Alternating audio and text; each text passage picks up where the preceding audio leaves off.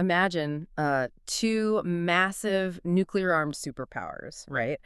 And they're locked in this incredibly tense standoff over a disputed border in the Himalayas. Right. Yeah. Tensions are completely boiling over, and you'd think, okay, do they launch missiles? Do they, like, roll in tanks or call in airstrikes? You definitely think so. But no, the soldiers actually fight each other with rocks and iron rods and, like, baseball bats wrapped in barbed wire. They literally engage in medieval hand-to-hand combat. Yeah, it's wild. And then the very next day, their foreign ministers hold this completely polite, calm video summit. Oh, and one country's main retaliation is just to ban the other country's social media app. I mean, it sounds like a satirical novel, honestly. But that is exactly what happened between India and China in June 2020. Yeah. And it kind of perfectly encapsulates the completely bizarre reality of global conflict today. It really does. And, if you have been looking at the news lately and feeling like the world is just, I don't know, completely spinning off its axis trade wars, shattered supply chains, massive inflation, and just general exhausting chaos, you are definitely not alone. Oh, absolutely not. The world feels incredibly fragmented right now. But for today's deep dive, we have a mission. We are going to decode exactly why the world currently feels so chaotic and why this terrifying disorder might actually be the exact mechanism preventing World War III. Right, which is a massive climb. It's huge. And we are pulling all of this from a single, incredibly dense and honestly mind-bending source today. It's the 2026 book, Broken Cycle, World Politics in the Age of Dissent by the political scientist Randall Schweller. It's a fascinating read. Okay, let's unpack this. What if the lack of global order isn't actually a bug in the system, but like a permanent feature of a new, weirdly peaceful era? Yeah. So to understand why the world feels so broken today, we first really have to understand how the machinery of global politics used to work. Right. Because for centuries, the international system has operated on what the author calls a long cycle. A long cycle. Yeah, it's this recurring, almost mechanical historical pattern of great power rise and fall. And this cycle, it basically has four distinct phases: world power, descent, crisis, and finally, hegemonic war. Okay, let's walk through those because I feel like the baseline is super important here. Definitely. So the world power phase, that's like the golden era of stability, right? One dominant power, like a hegemon, essentially sets the rules of the road. Exactly. They provide the global currency, they police the oceans, and they basically give the world a sense of social purpose. So we're talking about periods like the Pax Britannica under the British Empire or, more recently, the Pax Americana after World War II. Right, right. The hegemon essentially acts as the global government. But eventually, power diffuses. The dominant state just gets exhausted. Because maintaining global order is incredibly expensive. Oh, it's financially and politically draining. And at the same time, rising states start to gain economic and military muscle, and they naturally, want more influence. Makes sense. And that leads to the second phase, which is dissent.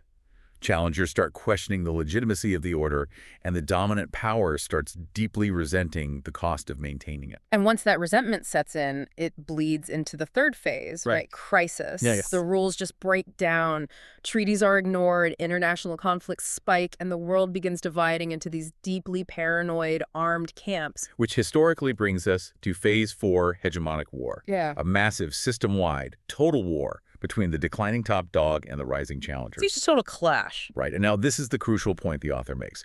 Historically, hegemonic war was the brutal mechanism that restored global order. Wait. It functioned as a system reboot, and it did this by performing 3 indispensable functions. Okay. First, it wiped the global institutional slate completely clean.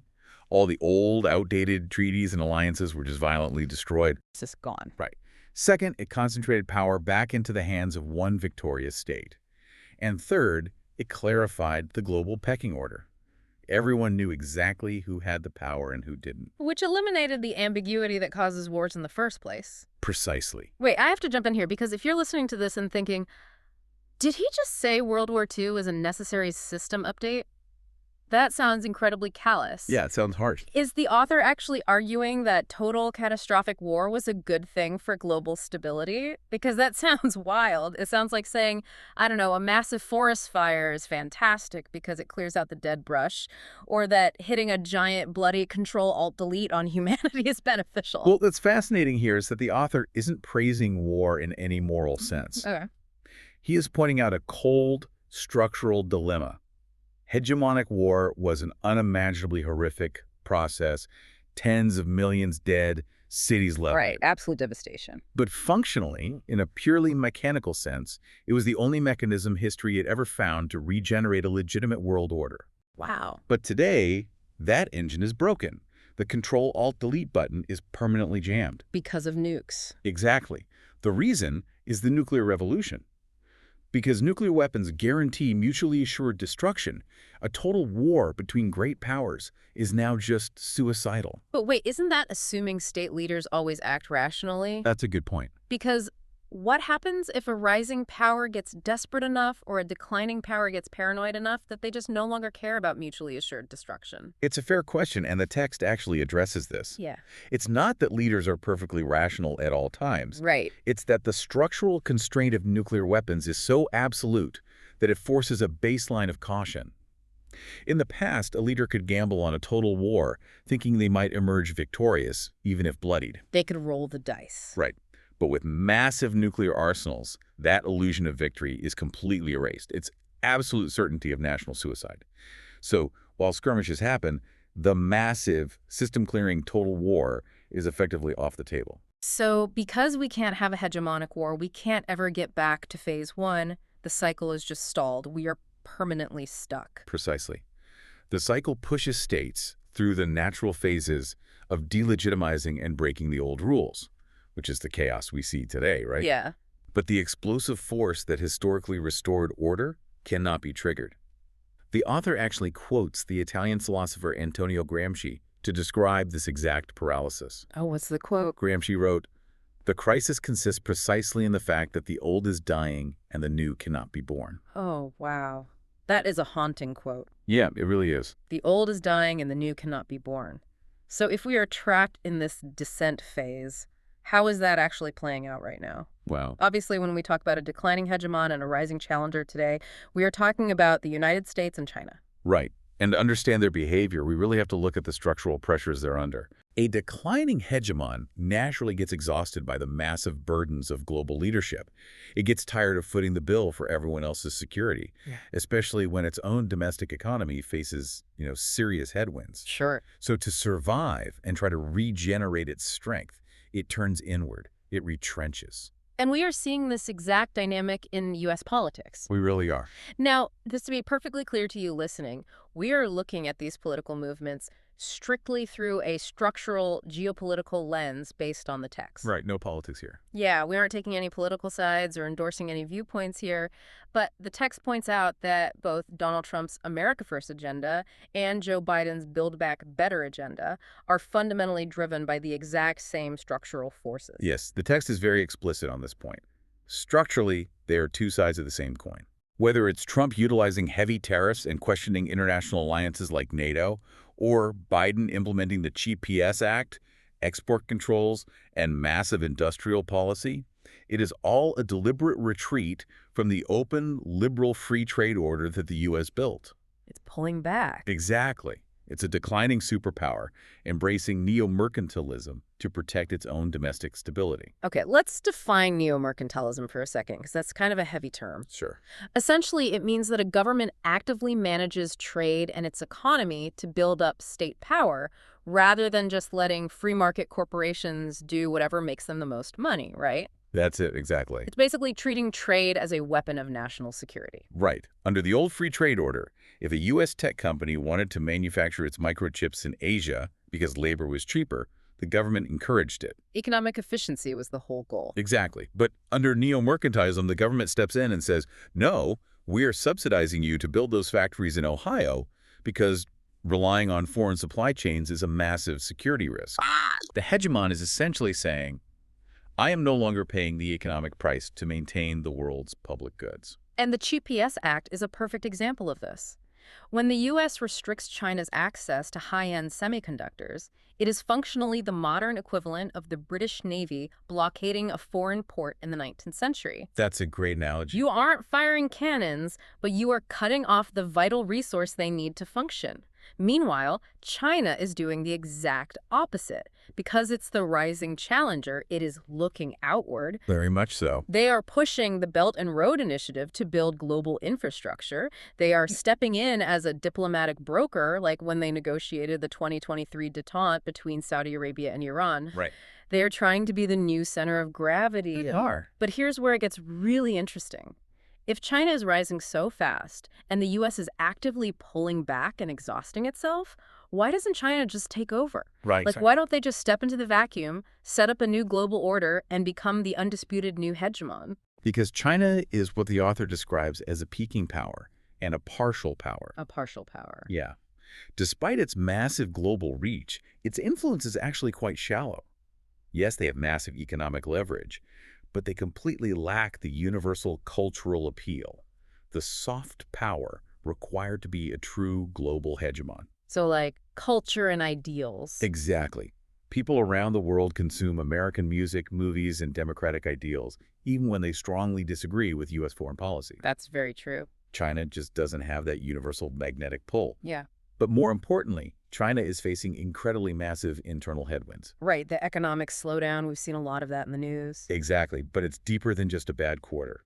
The text details how the disastrous economic and social fallout of their zero-COVID policy severely damaged public trust and economic momentum. Oh, for sure. Add to that incredibly high youth unemployment, a totally crashing property sector, and a rapidly shrinking, aging demographic base. The perfect storm. It is. China's astronomical growth is basically stalled. In fact, economic forecasts mentioned in the book now suggest China's overall GDP might actually never surpass the United States. Wow. So, to use an analogy, they aren't a fresh runner just starting the race. Right. They are a marathon runner who has been sprinting for 20 miles, but they just pulled a hamstring and realized they only have a few miles left before they completely collapse. That is a perfect analogy, and that realization creates a really dangerous geopolitical dynamic. Why is that? Because the ruling Chinese Communist Party relies almost entirely on delivering massive economic growth to justify its power to its citizens. The social contract. Right. If the economic miracle is ending, the ruling party needs a new way to maintain its legitimacy. And historically, when authoritarian regimes can't deliver prosperity, they turn to aggressive nationalism to distract from domestic failures. So they need an external enemy. Exactly. They become much more demanding of external prestige and respect to compensate for their internal weaknesses. Okay, so we have a frustrated, inward-looking, and exhausted U.S., and a peaking, anxious China that needs a win to satisfy its domestic audience. Exactly. Both are trapped in a stalled historical cycle. Again, why doesn't that massive friction just spark a kinetic war? Why are they just circling each other? This brings us to the core concept of the relaxed balance of power. Relaxed. Yeah. Because survival isn't immediately on the line the way it was in the past. Yeah. And because total war is suicidal, we have entered an era of unbalanced bipolarity. Unbalanced bipolarity. Right. It's unbalanced because the U.S. is still structurally stronger, but it's bipolar because China is the only other true pull. And instead of tight, rigid alliances like the Cold War, NATO versus Warsaw Pact, and instead of massive traditional arms races, we get soft wars. Soft wars, meaning relentless cyber attacks, economic sanctions, propaganda campaigns, and intense innovation races over things like artificial intelligence, synthetic biology, and quantum computing. Exactly. It's a war for technological and economic supremacy, not territorial conquest. And this brings us right back to that bizarre anecdote we started the show with, the June 2020 border clash between India and China.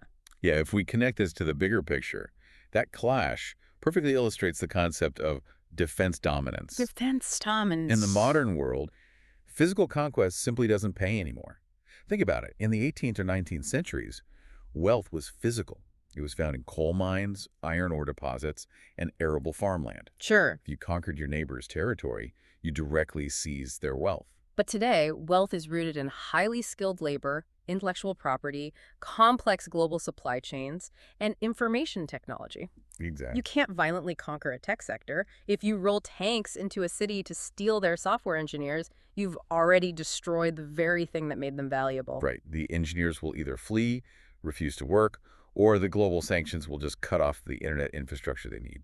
The interconnectedness of the modern global economy basically makes traditional territorial conquest economically ruinous. Precisely. And this defense dominance relaxes the security dilemma. But you mentioned the fear of accidental war earlier, which is still a major valid concern for a lot of people. Oh, absolutely. Like, what about the risk of conventional skirmishes, like a naval clash in the South China Sea or an incident over Taiwan escalating into a nuclear exchange? Right. Because it only takes one miscalculation by a stressed submarine commander. Right. Well, the author highlights a brilliant, almost ironic paradox here regarding escalation risks. Mhm. It turns out that Chinese military experts and U.S. military experts hold the exact opposite fears. Really? Yeah, Chinese military experts generally believe that a conventional, non-nuclear war can be carefully controlled and contained. Okay. But they believe that once a single nuclear weapon is used, the threshold is crossed, and it cannot be controlled. It means instant holocaust. Okay, so the Chinese view is conventional war is manageable. Nuclear war means the end of the world. What about the U.S.? Conversely, U.S. military experts believe that a high-intensity conventional war with China cannot be controlled and would inevitably escalate violently. Mm. But, bizarrely, they believe a limited tactical nuclear exchange using small-yield battlefield nukes can be managed without destroying the world. Wow. So they hold the exact opposite strategic fears. Exactly. And because they hold opposite fears, both sides end up acting with extreme caution. That's wild. The U.S. won't push a conventional war too far because they fear it will spiral out of control and China will go nuclear. China won't cross the nuclear line, even a small one, because they believe any nuclear use means total annihilation.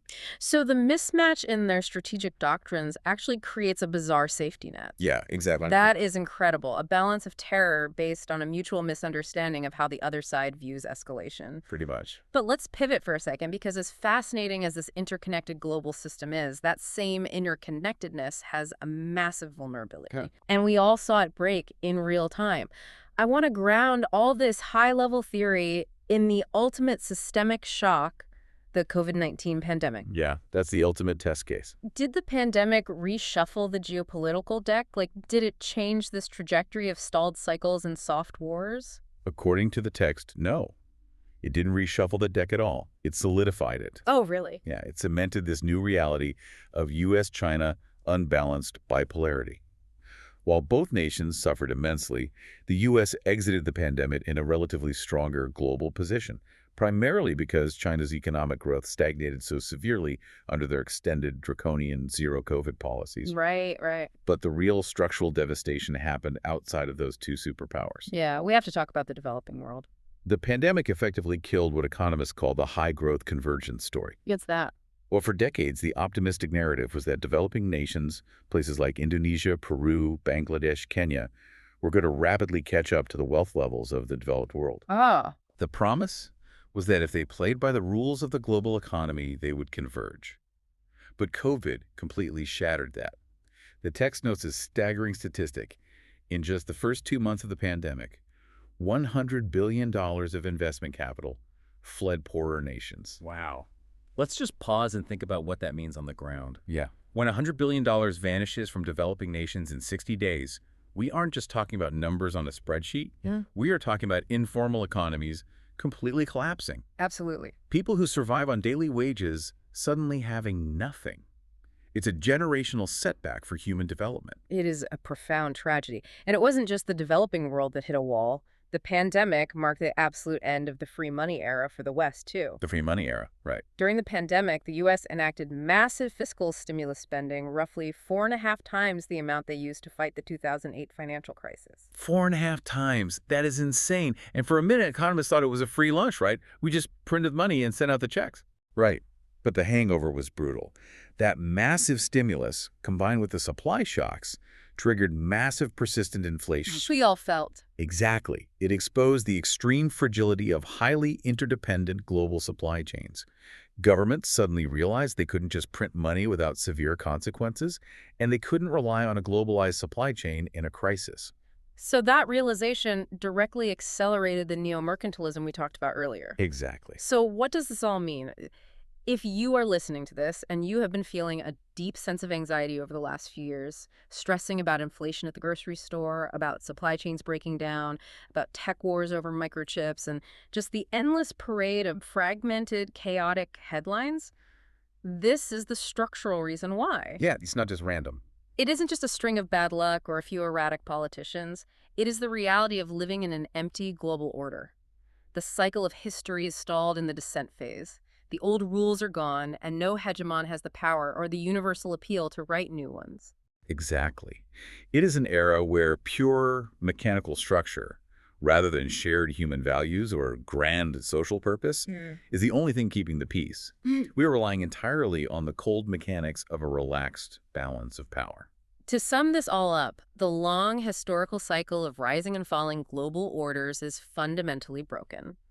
The Control-Alt-Delete button of hegemonic war is disabled because of nuclear weapons. Right. Moving forward, the US and China will compete fiercely. We're going to see a lot of soft wars, a lot of tariffs, cyber espionage, and economic maneuvers. A lot of friction. But paradoxically, it will be a fundamentally stable era because the catastrophic threat of World War III is effectively off the table. This raises an important question, though, and it's a deeply philosophical one. Towards the end of the text, the author references a mid-century book by the theologian and philosopher Paul Tillich. Oh, which one? It's called The Courage to Be. Tillich warns that living in a situation of meaninglessness, an empty order without any shared social purpose, brings immense psychological anxiety to the people living within it. I can see that. You have freedom from total war, but it is freedom without content. It's hollow. And that perfectly captures the anxiety so many people are feeling today. We realize now that the jamming of the historical gears is what stopped the doomsday device of total war from going off. Right. We are safe from the massive explosion, but we are still left standing in a global system that doesn't produce anything meaningful anymore. The machine is completely purposeless. Yeah. So we want to leave you with a final thought to mull over today. If international politics is no longer going to provide a social purpose or moral direction for the globe, and the world now operates purely on a mechanical, purposeless balance of power, where do we, as individuals and local communities, look to find our meaning and our anchor in the 21st century? It's a big question. Thank you for joining us on today's Deep Dive.